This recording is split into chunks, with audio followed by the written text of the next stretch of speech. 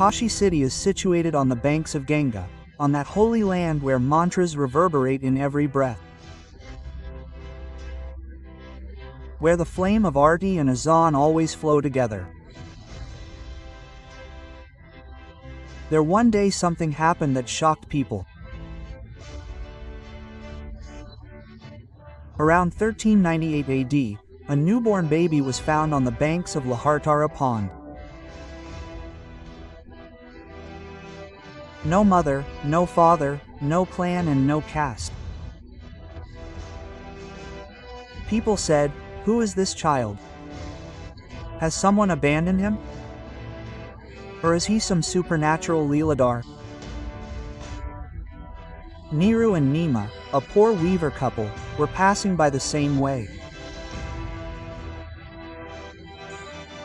They picked up that child in their lap and made him their own without asking anything.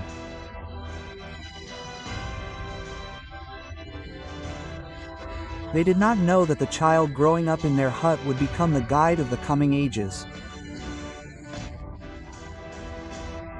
That child was named Kabir. Kabir was extraordinary since childhood. He did not play, did not fight, but would sit and get lost in deep thoughts. Sometimes he would silently look at the sky, and sometimes he would search for something in the waves of Ganga. Even while working with his father on the loom, he would ask, "Are Allah and Ram the same? Where does God live? Is he locked in a temple or a mosque? If God is in stone, why doesn't this idol speak?"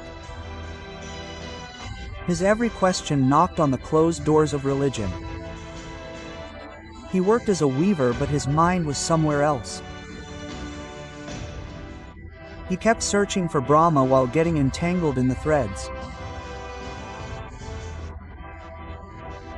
Around 1410, when Kabir was about 12 years old, his curiosity to find God had intensified. He was looking for a guru who could explain to him the true meaning of Ram. In those days, there was a great saint in Kashi, Swami Ramanand, who is considered one of the prominent saints of the Bhakti movement. He was a worshipper of Sri Ram and also the founder of the Ramanandi tradition. His life was spent in opposing rituals and awakening the spirit of simple devotion. Kabir used to listen to him from a distance since childhood. Kabir wanted to make him his guru. But the problem was that according to the rules of society, Ramanand Ji did not make Shudras his disciples, and Kabir was considered a Muslim by birth. Although he was the foster son of Nima Niru, Ramanand Ji used to go to Panchganga Ghat for bathing. In 1415, when Kabir turned 17, he decided to quietly lie down on the stairs from where Ramanand Ji was going to pass, and as soon as Ramanand Ji's foot touched Kabir in the morning darkness, he got startled and spontaneously said, "Ram Ram Kaho." Kabir accepted that sentence as his initiation mantra at that very moment. Later, Ramanand Ji, seeing Kabir's devotion, knowledge and dedication, adopted him. This moment was the beginning of a revolution in Kabir's life. Now he was no longer a weaver. He became a visionary. His voice started echoing in cities and villages. There was no scripture or any language limit in his words. It was just the call of the soul. He said, "Mala Farah Jug Baya Farana Man Ka Fair Kar Ka Man Ka Chad Daman Ka Man Ka Fair." He expressed the depth of life in hundreds of couplets. Every couplet is like the call of the soul which still resonates beyond time. He asked those who search for God in idols, "If I can find God by worshipping stones, should I worship them? This grinding mill is better than a mountain." Quote. Kabir's God did not belong to any one religion. He used to say, "Hindus say I love Ram, Muslims say I love Rahman. They fight and die, but do not know the reason. His devotion was Nirgun, where there was no idol, no mosque, no temple, no Quran, just one consciousness, one love, whom he called Ram, whom someone can also call Rahim. Quote, his Ram was not only from Ayodhya, nor only from Mecca. His Ram was present in every heart. He used to say Kabir Ram Rahim, two people have the same name. They are two flowers of the same garden, the fragrance is the same. Kabir's words connected both ends of the society. Brahmins were also disturbed by his words, and so were the mullahs. He said to the pandits, the world is dying of books, no one has become a pandit, one who reads 2.5 letters of love becomes a pandit. He asked the Malvis, Azan says who suggested to go to the mosque. Dil binkar dua nahi padi dil ki mai. In the society where walls were being built in the name of religion, Kabir became a bridge in them. But he had to pay the price for speaking like this. Opposition to him began. Once he was expelled from the assembly. Many times his house was threatened to be burnt. He was tied and thrown in the Ganga. But he did not drown. Because his truth could not drown.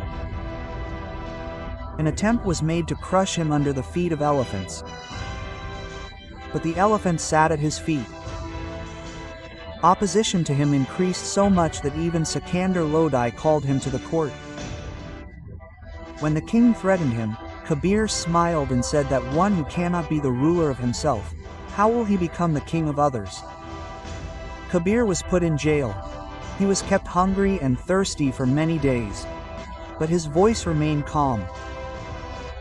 He said, go, the world is afraid of dying, my heart is happy, only by dying can one get complete bliss. Finally, when the noise of his opponents increased on the streets of Kashi, Kabir left Kashi and started towards Maghar, where people believe that the one who dies goes to hell.